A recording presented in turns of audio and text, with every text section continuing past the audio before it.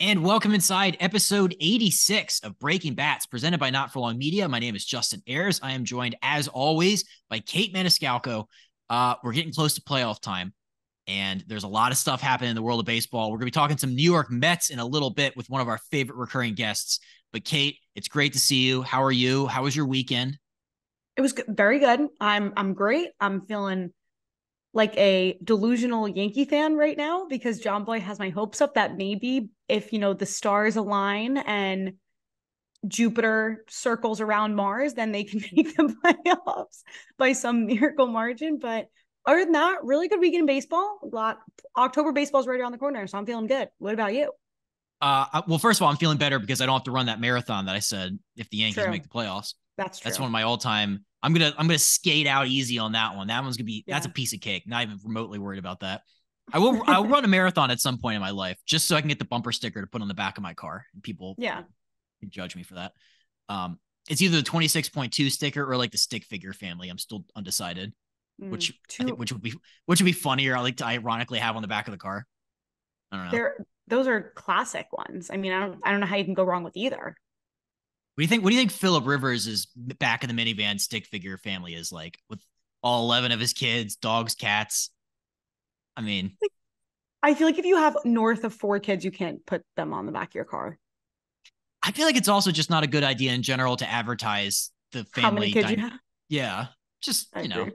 for safety. Um, so yeah. Oh, my weekend, fantastic. Saturday night, Baltimore was rocking. I went to the Orioles and Rays game. The Orioles jumped out, beat up Tyler Glasnow, uh, Yep. and they eventually they split the series, which we'll talk about in a second. But great weekend in baseball. It's also a very conflicting weekend in baseball for me personally, um, which we'll talk about that. But before we do, we have two new apparel sponsors to shout out. We have Few Will Hunt. It's one of my favorite brands out there. It's my favorite t-shirt I own is theirs. It's the softest thing ever. I wear it every time I work out. It's a great American company. They're Philly based. They restore the dignity of hard work, but you definitely want to check them out. Fuelhunt.com. The last apparel sponsor I want to give a shout out to is Shoreboy Clothing Company, just because fall is here, fall vibes. Shoreboy, it captures the essence of the Jersey Shore in the summertime all year round. Check them out, shoreboy.co, Shoreboy Clothing Company. Okay, couple things. Then we'll talk a little Mets here with our guy, Will Sammon. The Orioles. It's a big deal. Big deal. I know it might not be a big deal for you because you're a Yankees fan and you're kind of used to Yeah. being there, but like the Orioles literally haven't been. So they clinched a playoff spot for the first time since 2016 this past weekend. So that's so long. And before that, like before their little run in the mid 2000s, it was like 20 years since the last time they made the playoffs. So um, first of all, I mean, I think Orioles are probably your number two team, right? That's your number two. Oh, yes. I said when the Yankees don't make the playoffs, I said that the Orioles. I'm going O's all the way to the World Series. They are my team. And I respect that because normally the in-division rivalry runs deep and Yes. um, you might catch them flack for that take, but it's nothing you Maybe. can't handle. Never, never. I only have an armor of steel for Yeah. comments. Yeah. You like all of them, huh? You like everybody in the AL East. You a Red Sox fan too? She is actually. She likes all Yes. of them. So Oh my gosh, those at are the least, worst types of people. They're like, I like all teams. well, I mean, kind of. So It's I've not learned you. It's not you. You only have 3 to 4. I have a lot of favorite teams, all right, and I wear that proudly. But like, it's hard for me personally because I have become a Tampa Bay Rays fan this year from all of our friends because of Pete, Yes. because of Josh Lowe, because of Josh Fleming. I liked him when he came on. Brian, 2020 Rays, shout out, 400 batting average. That's look it up. Um, so there's been a lot of We have Rays a lot of connections. friends. We We have have a a lot lot of of Rays friends. friends, and What I are we want supposed to do? all of them to do well, every single Mhm. one. And that's hard because this series, the Orioles played four with the Tampa Bay Rays Thursday through Sunday, and Tampa won the first two, and Pete, I think it was Thursday night, struck out the side, bumping 100 miles an hour. I was like, let's go. And then I was like, wait, Yeah. they're playing the Orioles. Let me just dial that back in for a second. Let me just reel that back in. Yeah. 27 years of baseball fandom is, it's kind of getting tossed around a little bit. Um, So this series was hard for me personally because I wanted all of them to do well. I was like, hey, I want the Yeah. Orioles to have fun, Tampa have fun. But they both ended up clinching. So technically, in the end, they both win. And they split the series evenly down the middle, 2 games Perfect. apiece. The broader picture, though, the Orioles and the standings wise, the Orioles are probably, the first place thing is important for them. So they kind of need that. So I will be rooting for Yes. that. But Sunday's game, Oriole Park, it was the craziest sequence of events. I know some people might not have been watching because there was Sunday football, but get a couple monitors going. They're down 3-1 in the 8th.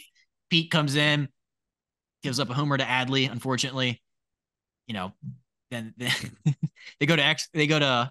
tie it up with Adam Frazier. It was Adam Frazier versus Pete in the 9th, and I was like, it's the battle of the Breaking Bats podcast guests. Literally. So I'm just like, oh, God, this could not have been worse for me because I don't want either of them to do poorly. And Frazier rips a double down the line and is like what Delman Young did in the 2014 ALDS, which I was there. Shout out. It's the loudest I've ever heard a stadium. And then the Orioles went on to win it in extra innings. And did you see the beer celebrations?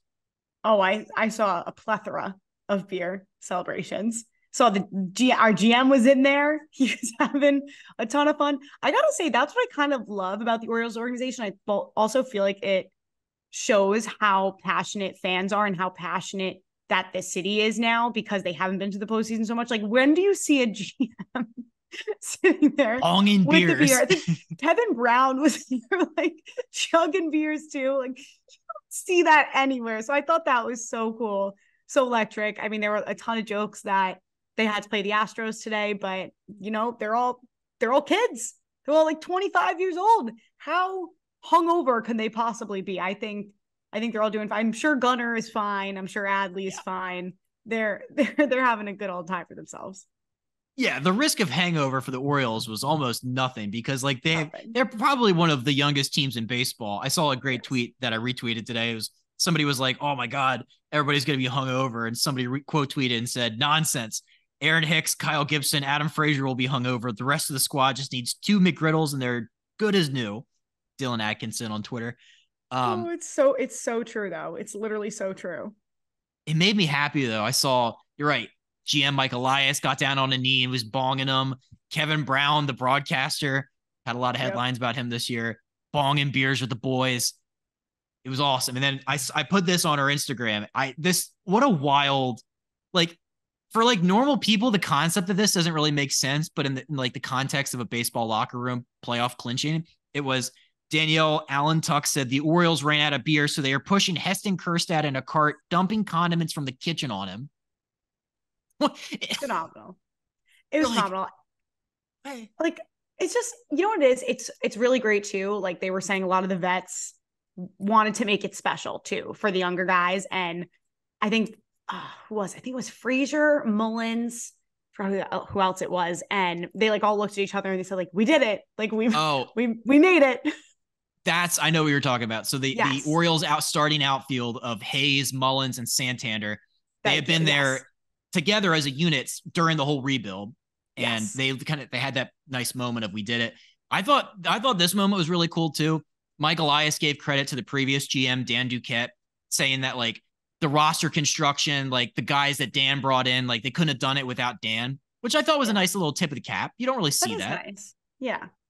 I love that. I think that's great. Yeah. Almost like a passing of the baton too. Yeah. Which is the reason. He's exactly right. I mean, a lot of these guys are Dan's guys. Like I just said, the whole outfield's Dan's. Grayson Rodriguez was a Dan guy, DL Hall. So there's a lot of guys that are Dan's guys. So I thought that was cool. Yeah, what a wild weekend. I'm glad the Rays clinched too. I'm glad the Rays clinched too. I do believe, please correct me if I'm wrong, that the irony again of baseball, didn't they both clinch due to losses of other teams? Yeah. I believe it was the Mariners, and since the Mariners and the Rangers lost, the Orioles and the Rays clinched together, which is kind of funny because then they also split the series. Just the AL wild card is just very interesting at the moment. So I thought that was cool. Did Tampa have a lock? I don't think Tampa had a locker room celebration and they weren't dumping condiments on each other. I did not see any Tampa celebrations, which I was surprised about. maybe, I don't know, maybe they just weren't anticipating, or maybe they used all the beer for the Orioles side of the clubhouse. Maybe they didn't buy enough beer for Tampa. They weren't expecting it.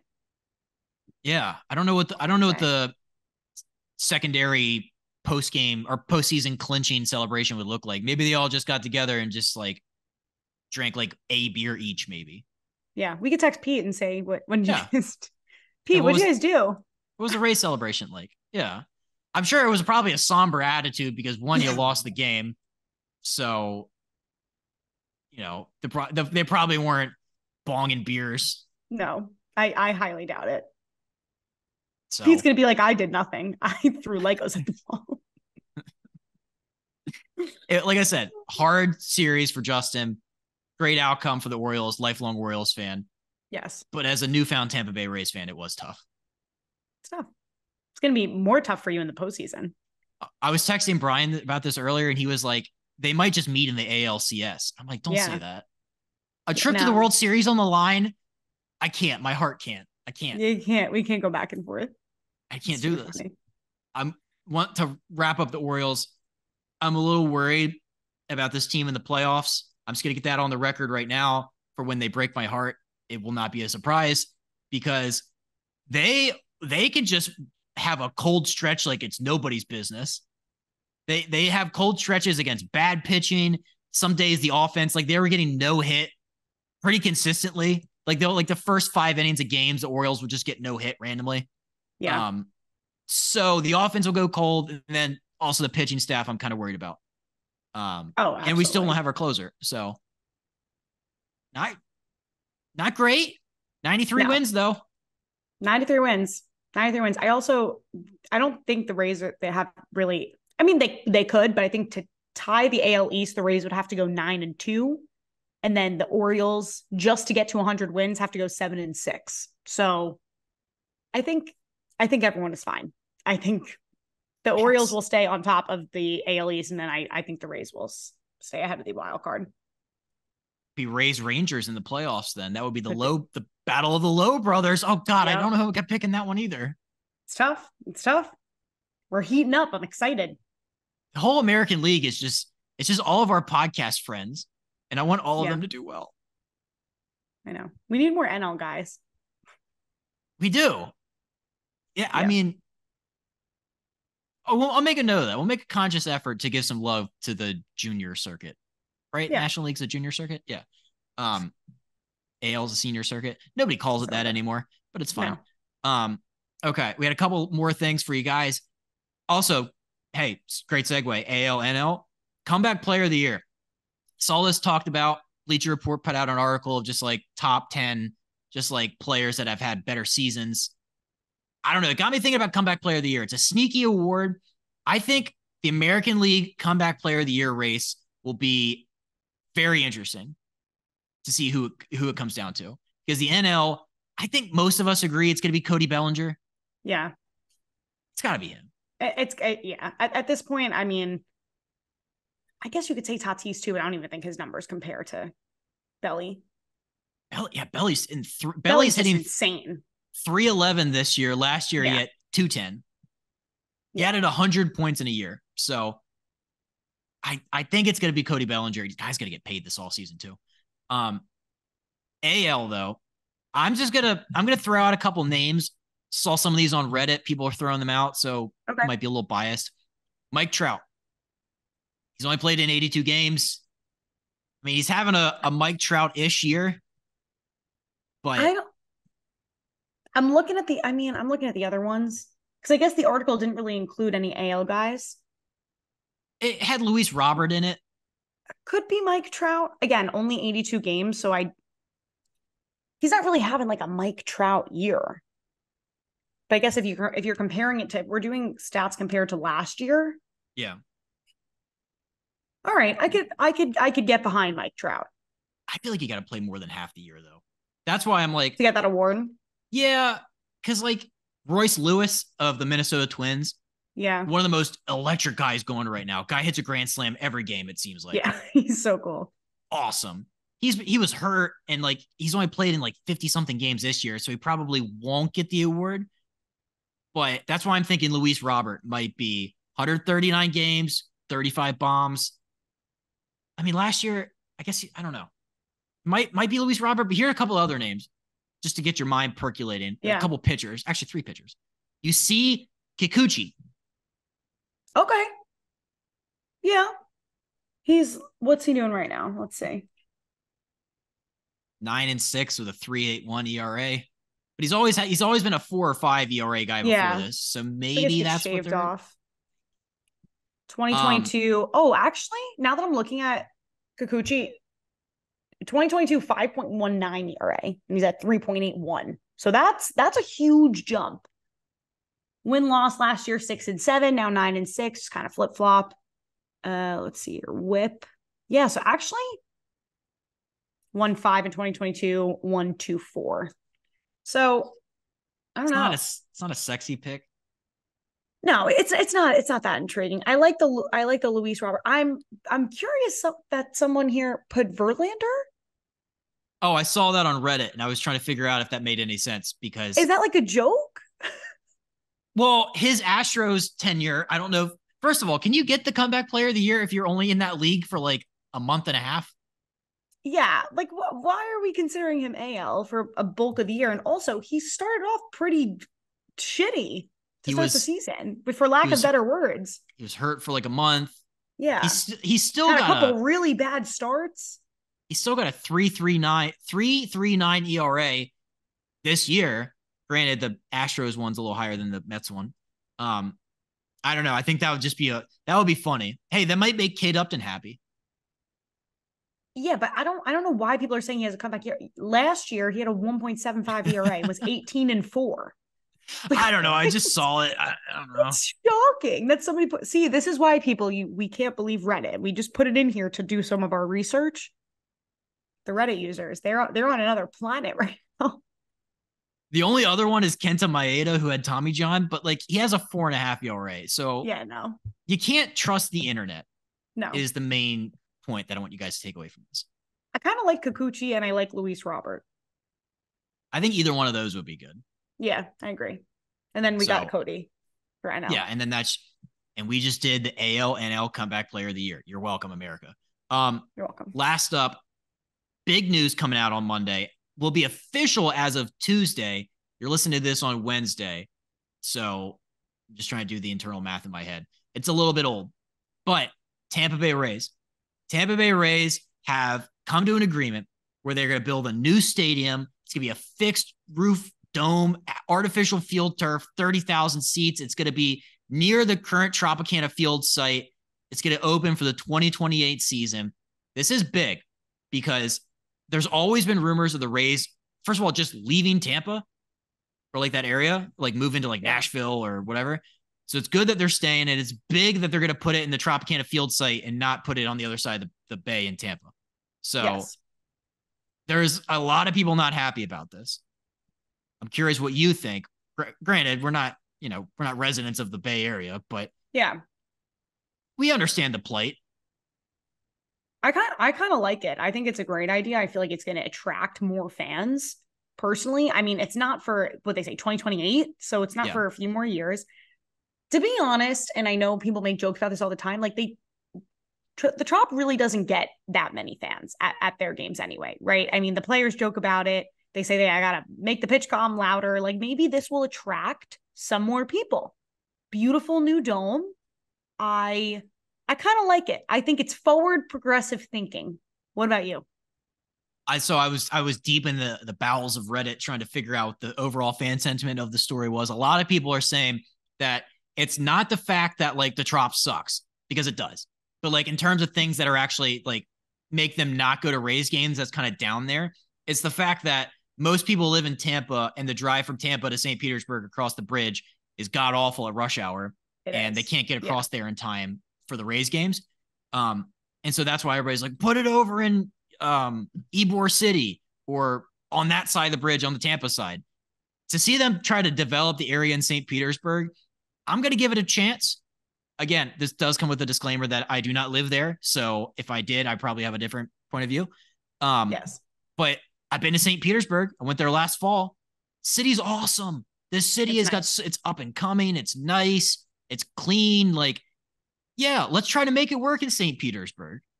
They're going to put a whole bunch of shops and restaurants and bars in that area because right now it's just a big parking lot next to a freeway.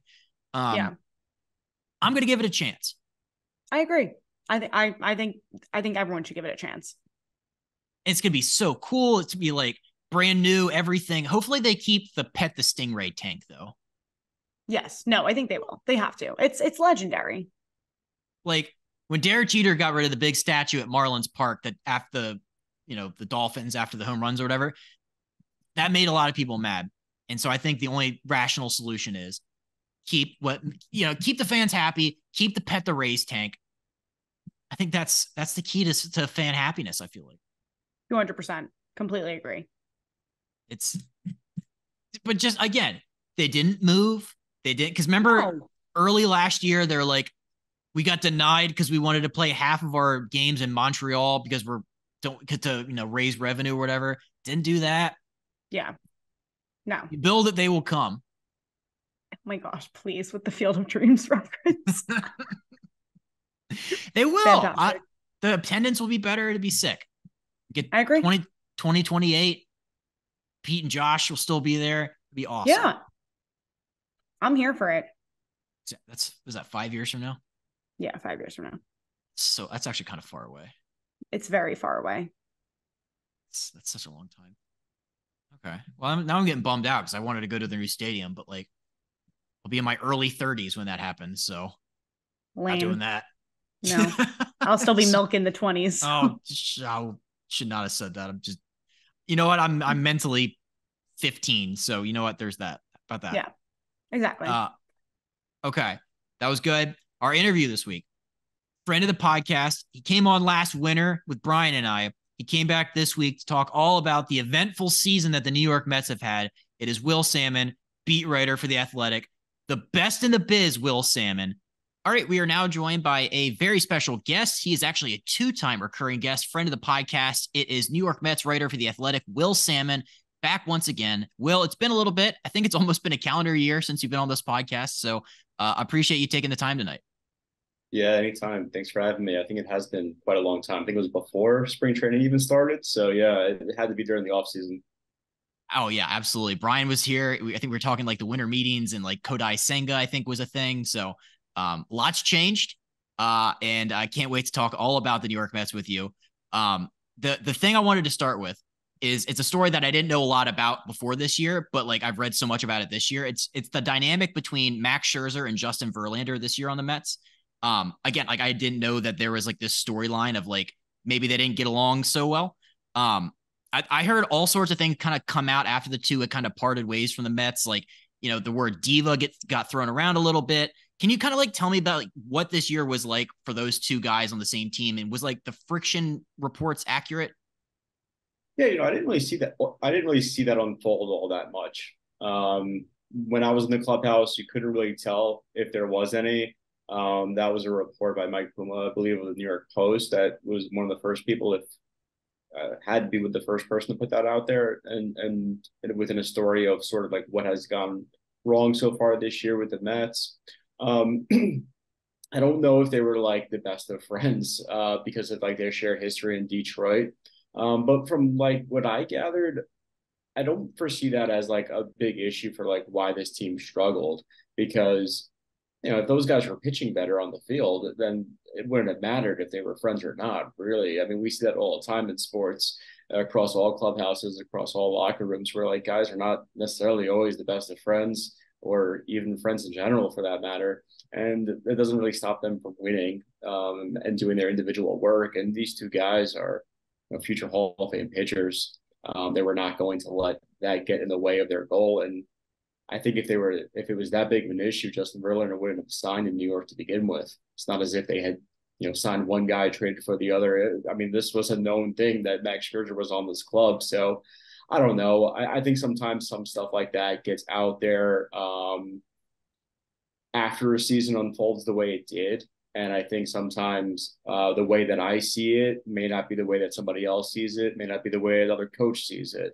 And I think everybody has like their own experiences with it, but I don't know if it was like all that chilly between them. I did see them interact a bit.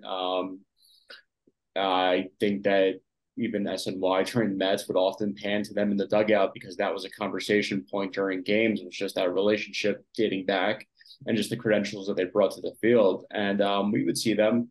I think also like there's just two guys who maybe see the game a little bit differently in terms of like pitches and like how to go about certain things. And maybe that was it. I'm just guessing there. But yeah, I don't really foresee that. There's a lot of reasons why the Mets season didn't go the way it should have. I don't know if that would be at the top of my list. It's so fascinating. All right, Kate, go ahead. Yeah, kind of going off that because I believe it was about a month ago, an article came out that Pete Alonso was toxic, and that was also like an issue with the Mets clubhouse. From your standpoint, was that like a reason? Was that just completely false? Like when that rumor kind of came out, I know one of the other reporters came out and also said that that was false and that was not happening in the clubhouse. Yeah, I think it's like one of those things, right, where like stuff like that gets thrown out there because everybody sort of searches for a reason for like why this went the way it did. And I think in that particular instance, I have a little bit less likely to believe that one just because that kind of stemmed from I believe it was a radio host here in New York who was just kind of throwing that sort of out there, like, oh, this is what I've kind of heard, or this is what I think, kind of thing. And with the other report, like at least that was a bit somebody who was in the clubhouse a lot reported the story between Verlander and Max Scherzer. So I give I give a lot of respect to that. With the Pete Alonso thing, I never really see him being an issue at all.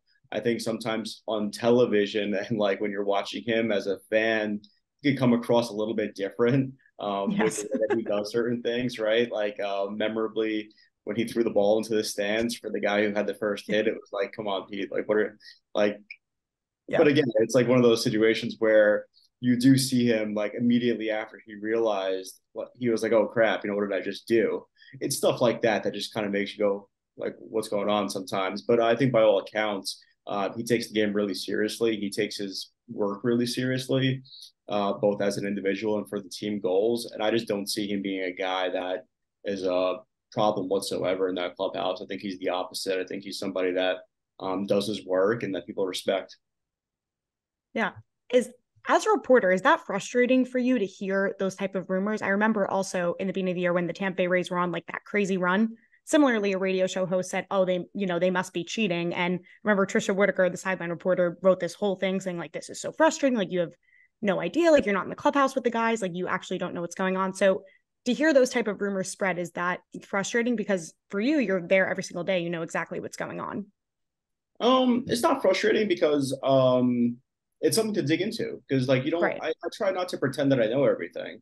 Like there may be something to that. And so like therefore you dig into it and you raise your awareness a little bit because maybe like you have a blind spot to it. I mean, we all have that, right? So yeah, no, it kind of forces you to dig into it. It doesn't like frustrate me.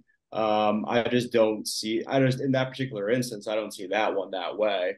But there's plenty of times where like something comes out that like, maybe well, maybe I shouldn't say plenty of times, but there has been a couple of times where something comes out and it's like, oh, I didn't really look at it that way, but I could see why that person says that or thinks that. And again, I think that's a subjective thing as well. Like maybe they had a bad interaction with him or something like that. I never have in that case, and I don't know too many people who have. But yeah, I think sometimes people misinterpret it, or sometimes it's just worth digging into because it could be something there. Like there could be. So I'm not really quick to dismiss it, but in that one, I would very more forcefully be like, I don't think that that's the case here. Justin, go ahead. I wanted to stick with Pete Alonso because there's also like, talk about the rumors in that regard. There's also other rumors involving a trade that might have happened or might have, been rumored to go with the Milwaukee Brewers earlier this year. What have you heard about his trade availability, earlier this year? And then like, what do you think the plans are for him long-term? Yeah, so my understanding was that the Mets would probably listen in on really anybody on their roster that was movable just because they were in a mode of, hey, we got to like at least listen to these types of these deals. And like, maybe there's a situation out there that just makes that much sense to us to do. With Alonso, I don't know if it got like to the goal line. I know that Ken Rosenthal suggested that with the company that I work for at The Athletic. So that wasn't my reporting. I could see that perhaps happening that way. And I would believe anything that kind of Ken puts out there as a great reporter that he is. Um, but I don't know how many instances there were of that. And the Brewers, it made sense to them because they're a team that they're not going to take on a huge salary player. But with Pete Alonso, he's somebody that's going to be entering his final year of arbitration.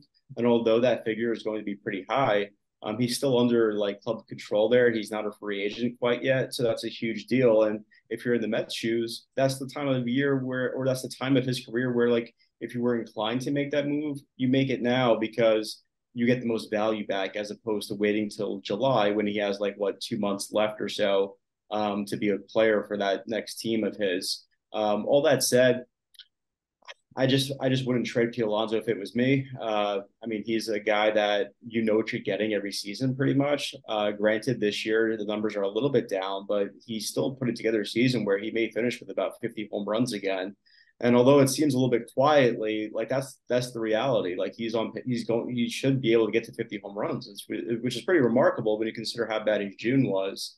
All that said, like this is a team that I think that they will probably be true to what they've suggested, and that maybe they won't spend as much as they did in the past couple of years, but they're still going to be a fairly competitive player, I would say, in free agency and in the market to field a pretty good team next year. And I just don't see how a very good team does not include Pete Alonso right now. We interrupt this episode to bring you a word from the official sponsor of Not For Long Media and the Breaking Bats podcast, the original Fudge Kitchen. It is a staple of the Jersey Shore with 6 locations in Cape May, Wildwood, North Wildwood, Stone Harbor, and Ocean City. The original Fudge Kitchen makes all of their fudge in-store guaranteeing a delicious product, so stop by and let them know that Not For Long Media and Breaking Bats sent you. Check them out online at fudgekitchens.com as they are shipping fudge and sweet treats all across the country. Now back to the episode. That actually segues well into what I was going to ask you next, was just like the plans of this team. We hear Steve Cohen sent out a note to season ticket holders, said they're going to be formidable. That kind of runs contrary to what we heard earlier this year about them punting on next year. Is the truth somewhere in the middle? Like, are they going to be major players in free agency, or do you think they're kind of, toil around in some of the reclamation projects? Yeah, probably somewhere in the middle. I just go back to the idea that there's nothing in Steve Cohen's small history so far as an owner that suggests that he's not going to spend money. He has been the biggest spender in baseball history. And so it would be quite a turn of events if he just decided, you know what, forget it. Like, let's just pack it in. And that's just not going to happen with Steve Cohen. I mean, he's going to be smart, and I don't think he's in the business of running businesses that do not make money or that he continues to lose money from. But he also sees this, in my opinion, and from talking with people close to him, as like a duty to make this a good competitive team year in and year out. And I think that started with the trade deadline moves of like knowing when to fold in that situation and just being like, okay, this is going to hurt and it's not the best of looks optically, but this is what makes the most sense for the future. So heading into this off season, I don't foresee them spending like guys who are like over 35 years old, that kind of thing, and looking for that short-term expensive fix like that. But do I see them like spending and being in the market for somebody like a Yamamoto who is 25 coming from Japan? Yeah, absolutely, because that makes a lot more sense, and it kind of goes into their thinking of, okay, be pretty good next year, but be really good in 25 and 26. So not trying to lure Ohtani to the East Coast.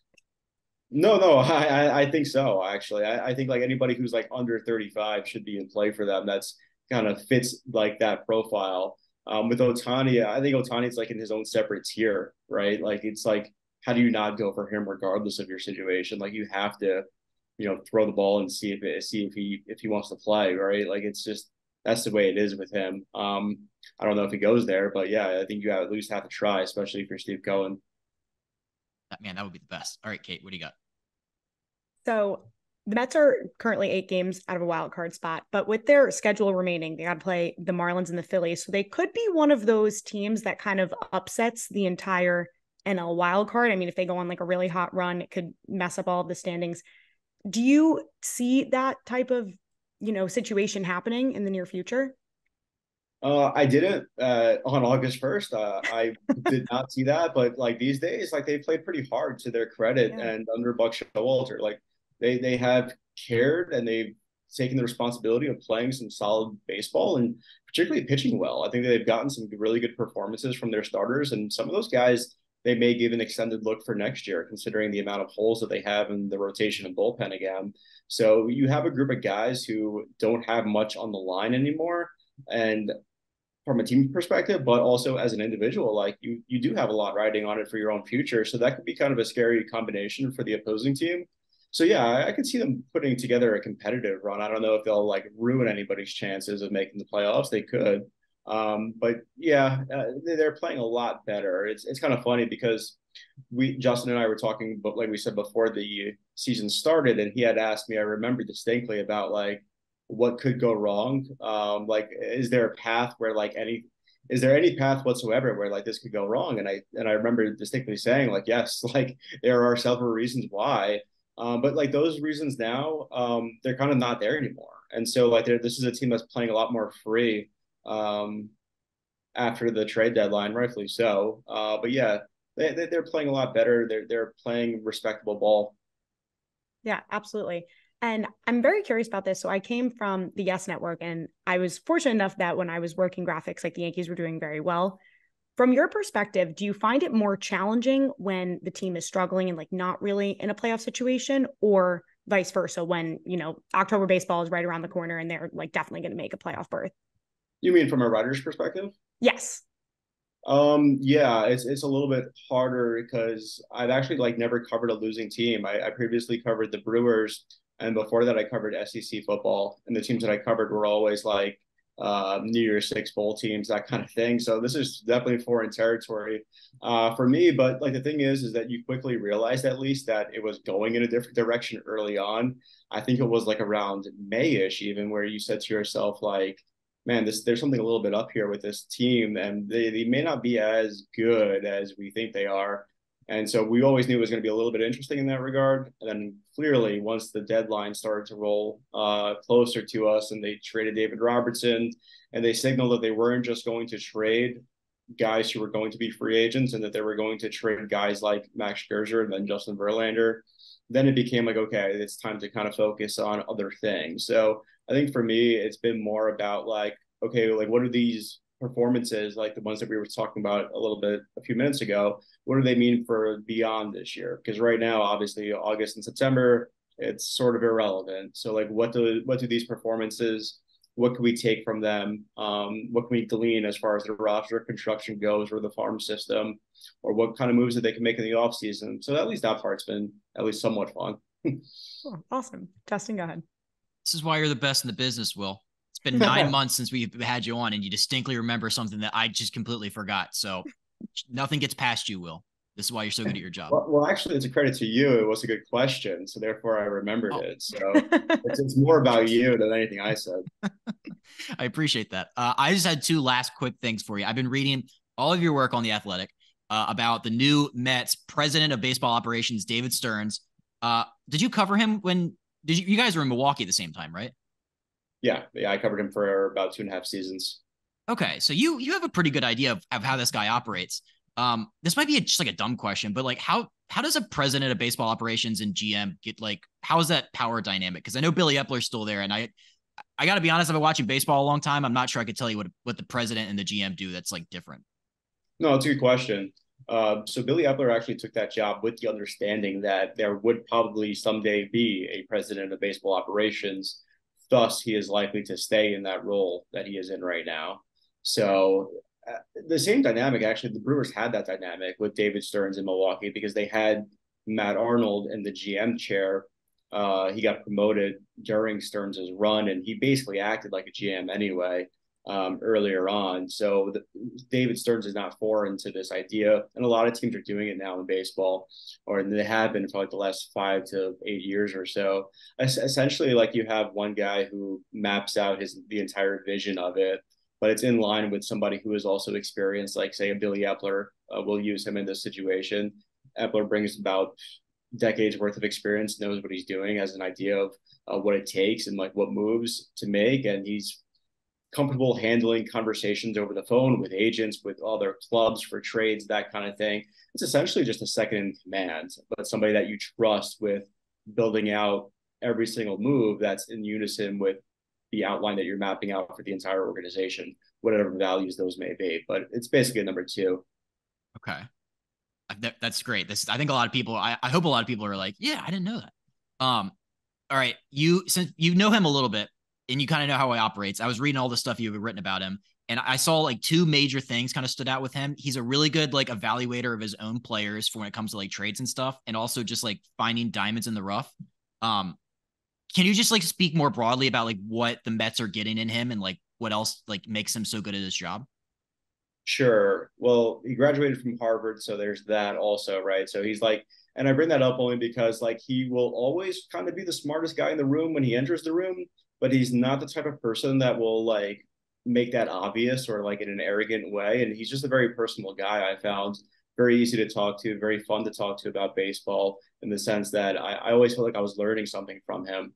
And he brings a resume with a lot of good stuff on it, but where it especially pops is like you mentioned. I think that with Milwaukee, he was dealing with a much tighter budget than he will be with Steve Cohen's Mets, and therefore like he had to think a little bit creatively about like who to play where, what buttons to press when it comes to helping a player develop and maybe hone a particular skill. So he was very good at that, particularly with the pitching side of things.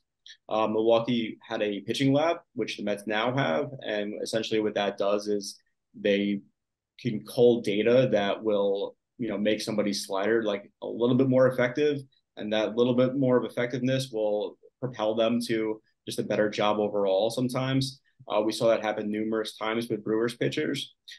He's really good at hiring people in those roles as well. So when we talk about like the idea of a president of baseball operations plus a GM, there's so many other people, of course, and so many other departments within the front office that you have to flush that out.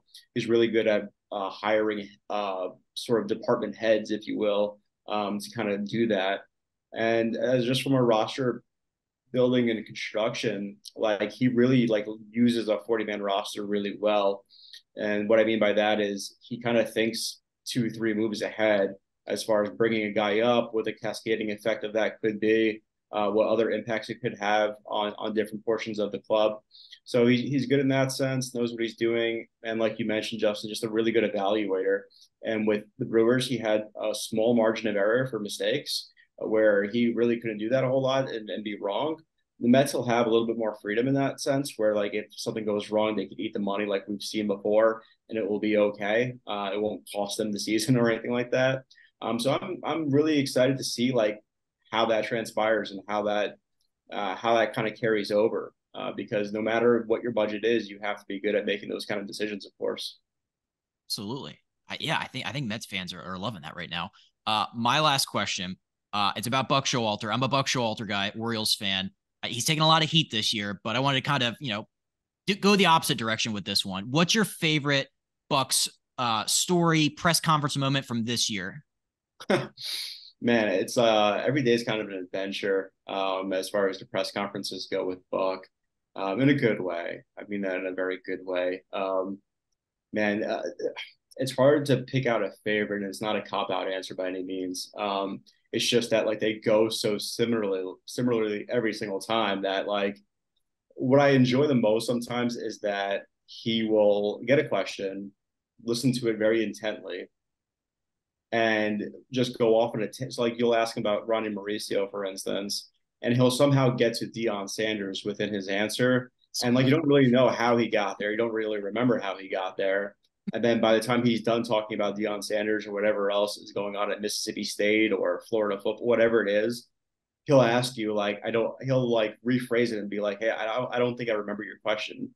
And then he actually does give a pretty good answer. But that's kind of like my fun thing because you never really know. Like it's like you put a quarter in the gumball machine and like you just get something out of it, and like you just don't really know exactly what that's going to be.